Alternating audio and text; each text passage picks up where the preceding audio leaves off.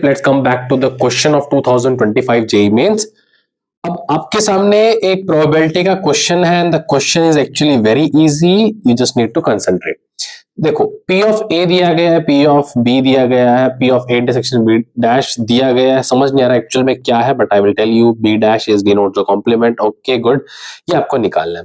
ज्यादातर इस क्वेश्चन को हम फॉर्मूला बेस्ड भी कर सकते हैं, but I always prefer to go through a Venn diagram approach. जब मैं वेन डायग्राम बनाऊंगा तो मैं A और B को डिनोट करता हूं हमेशा, क्योंकि दो ही मेरे यहाँ पर A और B है। अब दिया गया है A of A intersection B dash, मतलब ए, अब सोचो इसको दिमाग में, वैसे तो एक दो बार में बना सकते हो, बट एक बार सोचो कि A intersection B dash, B dash मतलब सारा बाहर वाला पार्ट ये वाला, B के पूरे बाहर वाला। अब मैं इसको ड्रॉ नहीं कर रहा, बट दिमाग में सोचो, और A आपका A।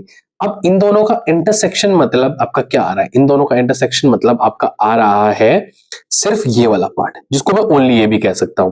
अब अच्छी बात क्या है, पूरा ए 0.7 दिया गया है, ओनली ए की वैल्यू 0.5 है, तो मैं 0.7 से 0.5 माइनस करके इसको निकाल सकता हूं, और इसी को मैं बोल सकता हूं P of A intersection B.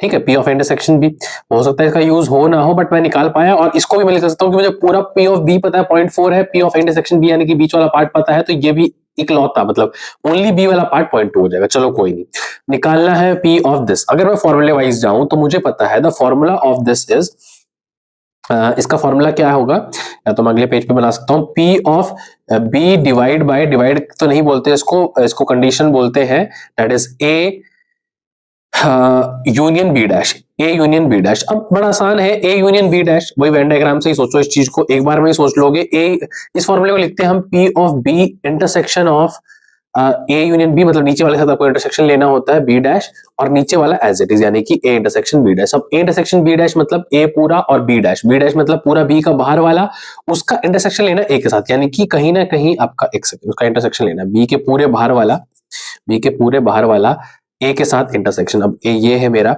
ए ये है मेरा, तो कॉमन पार्ट बचेगा only P of A, only P of A वाला है ना,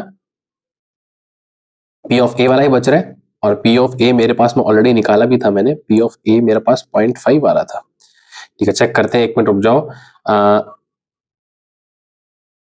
P of A intersection B dash निकालना है, या फिर ये यूनियन है, सॉरी ये यूनियन था तो यहाँ यूनियन रहेगा, तभी मैं थोड़ा सा की ये हो गया। तो अब बस सिंपल है, P of U A union आपको निकालना है बी डैश के साथ, तो कोई ज्यादा बड़ी दिक्कत नहीं है।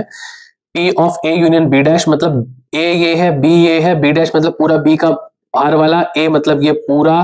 तो कुल मिला के अगर आप देखो तो यूनियन में अगर मैं देखूं तो पूरे होल में से यानी कि वन में से सिर्फ पी ऑफ मतलब B only, P of B only वाला पार्ट, ना कि पी ऑफ बी। और पी ऑफ बी ओनली में पहले निकाल चुका हूं, पी ऑफ बी ओनली 0.2 था, तो यानी कि ये 1 minus P of B only यानी कि 0.8, तो नीचे वाले की वैल्यू आ जाएगी 0.8, नीचे वाले की वैल्यू 0.8 आ गई। ऊपर वाला वेन डायग्राम से सोच सकते हो, पी ऑफ, ये आप सोच पाए क्या हो रहा है डायग्राम में, ए यूनियन बी यानी कि ये पूरा रीजन आ रहा है, इसका इंटरसेक्शन लेना है बी के साथ, बी के साथ इसका इंटरसेक्शन लेना है, बी मतलब ये पूरा रीजन में अगर इसको अलग से ड्रॉ करूं तो ये, तो कॉमन पार्ट सिर्फ ये आ रहा है, यानी कि कॉमन पार्ट आ रहा है ए ऑफ इंटरसेक्शन, मतलब पूरे ऊपर वाला तो P of A intersection B में कन्वर्ट हो रहा है, जो अगेन ऑलरेडी मैं निकाल चुका हूं। तो 0.2 बाय 0.8 जब आप करोगे तो आपको 1/4 आंसर मिल जाएगा।